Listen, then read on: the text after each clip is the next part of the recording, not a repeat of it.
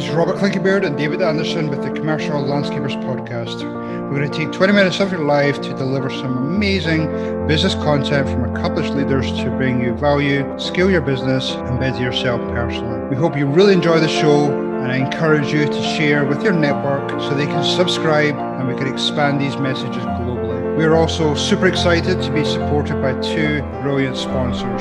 If you're tired of measuring properties, Site Recon platform fully automates measurements so you can focus on sales. So think measurements, think Site Recon. The other sponsor is Company Cam, who make it dead simple to communicate, document, and problem solve with guys in the field, no matter where you are. Company Cam brings documentation, communication, and liability protection together in one simple, easy to use app for you and your entire team. Company Cam is the only app every landscaper needs. Check it out.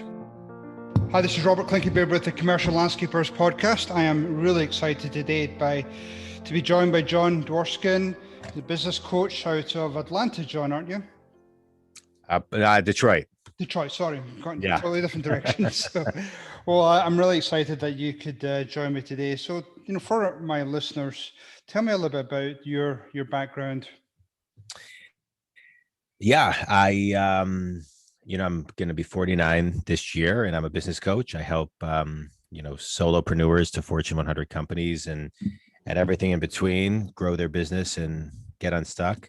And, if I rewind, when I was 23, I started an internet company out of my parents' basement in 1995, and then grew that to about 24 people, led the sales, led the, business development, led the business planning, and then was a partner in, at the time, the largest internet professional service firm in the world that bought us, a company called US Web.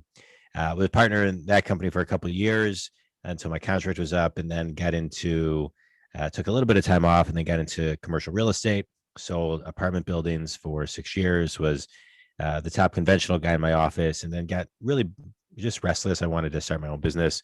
Ended up becoming the manager of that office. Took over August 4th of 2008, and then the market crashed in September of 2008.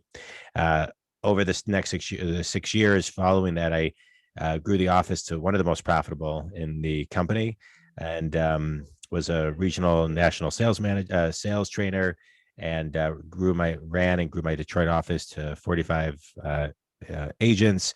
Was on the CEO advisory committee, would go into troubled offices, spoke at national conventions. But after 6 years of that, I just wanted to start my own business. As I was getting ready to do that, I ended up getting an opportunity to go in-house, where I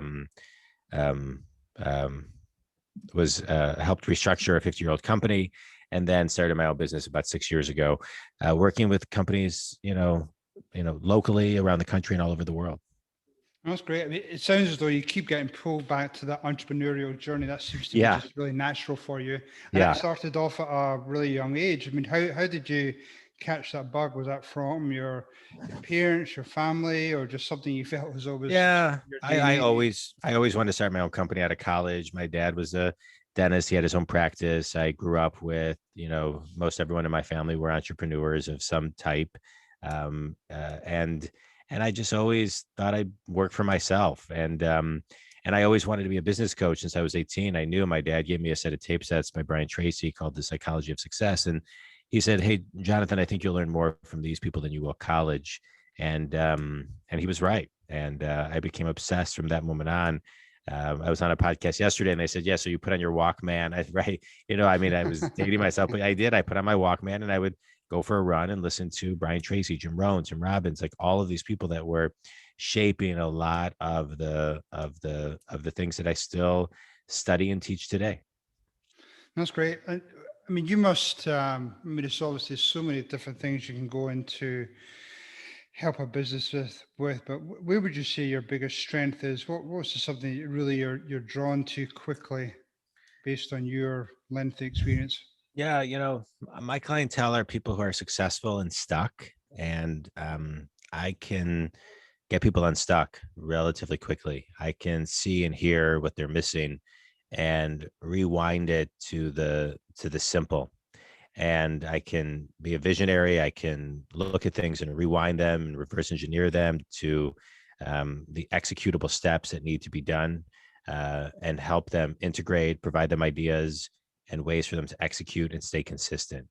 And so whether it's a CEO, a manager, salesperson, vice president, I'm able to, because I'm a business coach that's actually started and sold businesses, grown other companies, grown businesses, restructured businesses, studied myself, my craft every day, I'm able to really go in and help them in the ways I just described, but also intuitively pick up on things that they're missing, that I can put some framework around, and they see substantial results. That's great. That's really good. Now, just like, I think the term business coach term has been really popular over the last number of years. And, I think a lot of people, like to throw out, yeah, I've got a business coach that helps me.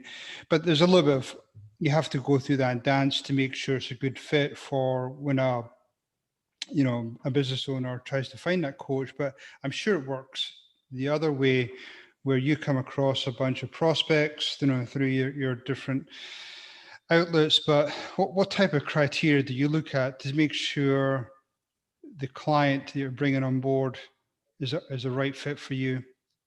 I think energetically, I can just tell by me talking to them when they initially have a discussion with me. I know, and for me, you mentioned, coach being kind of the buzzword of today. Everybody having a coach. But to me, I look for clients where I can be not only a coach, but I can be a mentor and a teacher, and understand that the different elements of those, and know that I can really dive deep with them, and that the client is actually willing and ready to do the work, because I'm only with clients X amount of time per week or every other week. And then they're working 40, 50, 60 hours. They've got to do the work. And so I do, my clientele are people who are successful but stuck and want to get unstuck. But ideally, my clients also are people I have to know, and I tell them very upfront. I tell them, you have to do the work, right?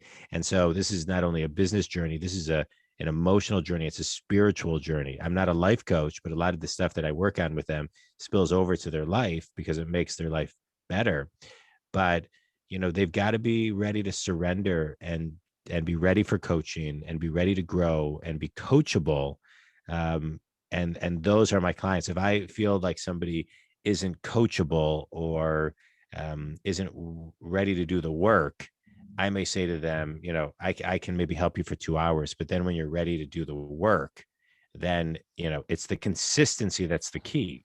So my program is about initial deep dive, and then weekly 15-minute meetings, or weekly 15 to 30-minute meetings, or bi-weekly 30-minute meetings. And some clients I have an hour every week or every other week. But most of my clients stay with me because the consistency is the key. Right. That's the key to change. Yeah. I agree.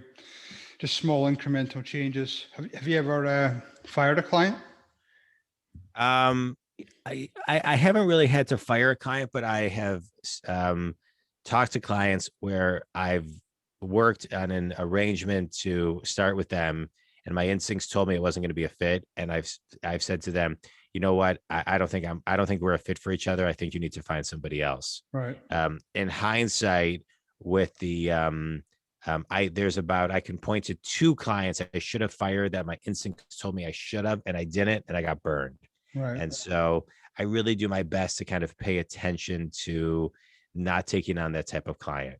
Right. And those type of clients are typically the ones that are telling me what to do, what to think, what I need to be doing, that are trying to coach me. Well, I have a business coach, and I'm open for feedback, but I'm there to help them. I'm not there for them to tell me what to do, and go manage, go train, go coach these 2 people in my company, and I want you to tell them this, I want you to tell them this, I want you to do this exactly this way. Well, part of my coaching is me being intuitive, and with my clients, and waiting for certain windows and bringing things up so they can discover it.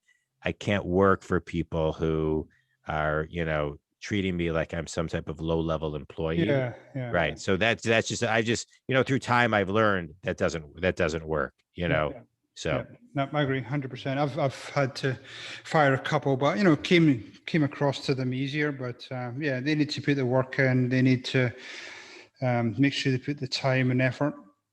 When you first engage with a new client, what typically some of the things you see when you first start to pull back the layers from the company. Yeah. They're typically all not very good at time management. They're not as effective of communicators as they need to be. Their message is not tight. As a company or as a leader, they have hired managers and don't train them and don't invest in them. They don't have enough training. Their systems and processes don't exist to the level that they need to. And they're not approachable or accessible to their people. And those are really important elements, right? And so I find I work with a lot of managers, but I find that a lot of companies have managers that they hired because they just were good at their job, but they don't know how to manage people. And then they don't train their managers or invest in their managers. And then those managers are managing, 10 to 20 plus people each. And even if it's 5 people each, and then the organization starts to get away with them because the messaging gets diluted through every layer. And so those are, I would say, some of the big issues. And oddly, they don't have business plans, right, that are very specific and measurable. And their vision is not clear to them, which means it can't be clear to the company. And they're sometimes, I'm generalizing a lot right now, but there's also kind of that owner of a company that's very tight and you just want to follow them because they know how to make decisions. And then there's the ones they can't even manage themselves and they can't manage themselves. And so that just energetically kind of sends the wrong message that if you can't manage yourself, then is everything you're doing an accident or is it well, laid out? So, I think the leaders of today are the ones that really are disciplined and have routines and, they know where they need to evolve and grow and focus their strengths and, not be the smartest person in the room and surround themselves with really smart people.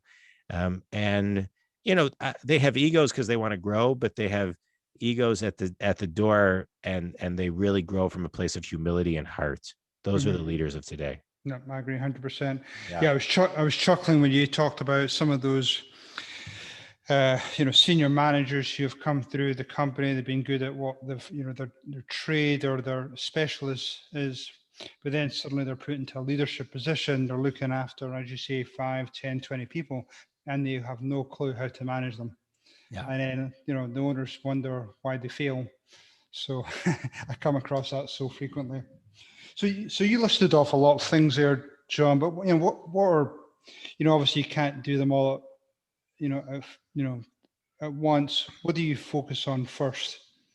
I focus on where they are and what the biggest obstacle for them is. So there's no order that's the same for everybody. Right. Everybody's different. I offer a couple options for coaching. You can go to my website and get a ton for free. I've got thousands of hours of free content on there and it updates daily. You can have access directly to me for one-on-one coaching. Or if that's not within your budget, you can do my group coaching models, which are anywhere from, live coaching weekly from $50 a month to $100 a month. So I offer something for everybody's budget, but everything I do is custom. So I can't say, well, I start here. I start where I meditate and understand the client that I'm walking into. I hear where they are, and then the order builds itself. Right. Yeah. I know all the areas that we need to get to. The clients can only receive so much and make so many changes at one time, but everything is custom. No, that's good. That makes sense. You almost go in and identify what's the thing. If the owner did this, that's going to unleash a lot of other stocks in other parts of the business. Right. There's always ripple effects. And you Yeah. go to the one, you go to the nucleus, that's the biggest problem. So they may be bad at time management or hired wrong managers or this and the other, but they also may be leading as a tyrant. And, you got to start that's making you start making the changes that are going to make the biggest impact. Right. And then you create a plan to look at everything else. A lot of times people are a lot closer to positive change than they think. And so a coach, a mentor, those are people that can really come in and through their experience, teach other experience and be very kind of situational and saying, hey, this is where you need to grow. And this is where you need to be more vulnerable. And this is where you need to step up your game. And this is where you need to be more in a better, communicator and be more effective in this and the other.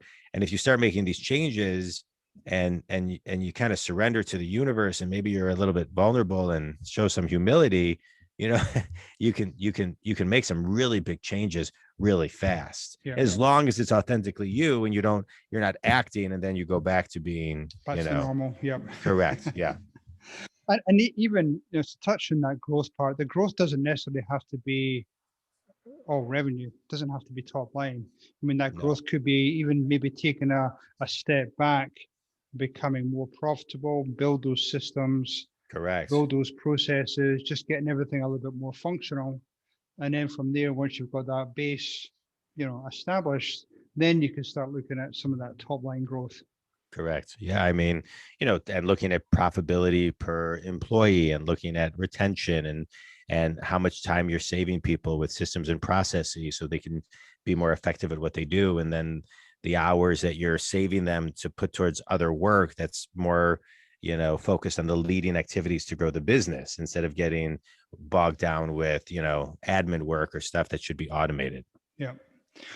Talk to me about, there's so much more available, people, I keep hearing about, people are now looking for employees. Things are beginning to take off again after COVID.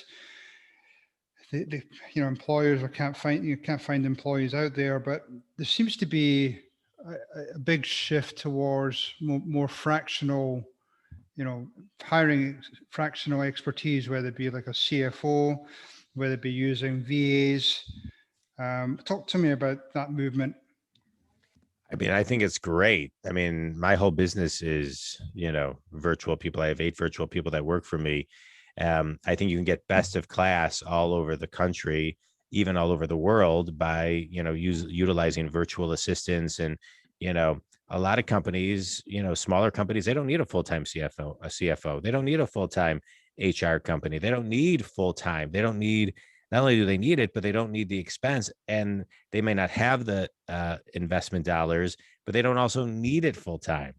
And so this whole mindset of every company and every org chart needs to have a CEO and a COO and a director of operations and a VP of this and a VP of this and a full marketing department and that's not the way today, right? We're in this hybrid normalcy now where people are working partially from home. I think we're going to morph into partially from home, partially office. At least that's where it's moving. We'll see where it is in 3 years, but at least I think for the next couple of years, the office market is in many ways getting decimated of companies leaving their offices or many floors of an office. And so companies are realizing, I think, they don't need a full-time marketing person or 3 marketing people for 50 to 75,000. They can outsource it, get best of class, and pay 40,000 for the same stuff. I mean, I just had a whiteboard made. One of those fun whiteboards that kind of showcase. Yeah. Right. So I actually had a client who referred him to me on Fiverr. It's this guy named Maverick. And it was with my editor that I worked with on the script, I did the voiceover, had a couple changes. I think all in all, it was $100. Right. And if I didn't have the changes, it would have been 75. Well, my buddy called me and he said, "Hey, I saw your whiteboard. It's so great. We just had one made for a client and we paid, I can't remember. I think it was $2,700 for it. What'd you pay for yours?" Right. And so I get this whiteboard that's just brilliant. It's amazing. And I've referred him to, probably dozens and dozens of clients. And so, I have a group in the Philippines that runs my whole back end of my podcast. I have I have a bookkeeper that sends my invoices. I have a team of editors that work with me on my writing and my editing, and a social media person and a marketing and PR, and all of these people they're just best of class. And I don't need an office, and I don't need full time of all of them. And so it's great. And we talk when we need to talk, and we email when we need to email, and we have all the systems and processes created, so we all know who does what, the roles and responsibilities, they all know they can reach out to each other and work as a team without me. And it's great. Yeah, that's awesome. Where else can you grow a thriving business? What place and time, and more so today, it's socially acceptable. Where a year ago, it's kind of like, people would always say to me, "You don't have an office?" I don't need an office. I go to my clients' offices. I work from my car in between, Yeah. as I'm, dealing with people and around the country. And I go to coffee shops, and people are like, "Oh, you need an office. You need an office." I was like, "I don't think I do. I don't need an office." And the millennials were kind of pushing flex time and work from home, and everyone was like, couldn't find. They were so scared of it, and then the whole world had to shift in 2 weeks, and now it's this hybrid normalcy, which Yeah. is incredible. So I think we're going to continually see. I was talking to somebody about this today, about Zoom, and it's like, when's the next version of Zoom and Teams and all of these going to come out, where it's connected to an iPad and you have the whiteboard right there, so it really feels like you can really do some work, and you have a chalkboard and this. And so I just think there's going to be a ton of changes. No, I agree. It's almost that the COVID has accelerated the technology by 10 years. So I interviewed this guy, and I'm happy to make an introduction. He was on my podcast this week. His name is Guy Perlmutter. He's from Brazil. He wrote a book. I'm going to tell you the name of the book. I'm reading it right now. It's called Present Future, and he talks all about AI and basically where the world's going. And he's an AI specialist, and he said that the world, to your point, was accelerated I was thinking like 5-6 years. He said 5 to 10, just like you're saying. Right. Yeah. No, that's really cool. And based on your discussion around VAs and fractional people, how does that then look for? Because I get people ask me, "Oh, what should my org chart look like?" In 2-3 years out. So how do you start developing an org chart when you've got this virtual world being thrown at us? Well, my virtual world, it's interesting. I started with a VA kind of 10 hours a week or 10 hours a month, and then 15, and then 20. And now it's my VA alone is about 50, 55 hours a month. And so for me, my org chart's pretty simple. As I do more things that are, stuff, I just add more hours and get a specialist within the VA world that can do stuff for me. Yeah, whether it be an admin, whether it be, I suppose, around the bookkeeping, whether it be social media. I have a bookkeeper that does just bookkeeping. I hire specialists, and as I grow, I reach out and I ask people like, "Hey, do you know anybody who can do this? I'm looking for this." And I always just get additional resources that I can outsource. Yeah, so that's the key. Yeah, you can always have somebody who's just managing the VAs for you as well. So, yeah, I mean, my VA is in the Philippines. They're all in the Philippines. They email me via WhatsApp about 2-3 times a day. They email me every single day. They're so on top of it. I use a company called VA Staffer, vastaffer.com. They're awesome. They're amazing. Yep. Good. Yep. I use a couple myself. So, John, we're finishing up here. Any parting thoughts for the listeners on some of the things that should be focusing on in their business, just to make it just a more functional business as they start to get some focus on how you can manage yourself and figure out what that inner management is, because that's what it's all about. The more you can manage yourself and your day, the better you'll be able to manage your work and your people. And if you can teach them that same skill set, then they're going to be a lot easier to manage, and they will be very grateful that you're helping them with just great skills. Train your people, and love what you do, and make sure that your people know that they matter. And don't forget to say thank you. That's awesome. Thank you, Jon. Thank you. Simple. Thank Very you. simple. How can Yeah. people get in touch with you? How can Please. Well, look at my your cell stuff? phone is 248-535-7796. My website is Jon Dwoskin, JONDWOSKIN.com. I have all my social links on there. My podcast, Think Business, is a 7-day-a-week podcast, 5 days live, Monday through Friday, updated tips, Forbes articles. I have so much content. I have one-on-one coaching, group coaching, whatever, makes sense for you. Hopefully that was pure dead brilliant for you today, and we've got some great takeaways for your business and your personal life. This is Robert Clinkybeard along with David Anderson, and we'd love to get you and your friends to join us on our journey. 2 quick things before you go, listeners. Check out our website, thecommerciallandscaper.com. You can subscribe, you can share with your friends, but more importantly, check out our sponsors. We have Site Recon, who are going to help to capture measurements on your property and create a really streamlined process. And we have Company Cam, who make it dead simple to communicate, document, and problem solve with guys in the field, no matter where you are. Thanks, everyone. Cheers.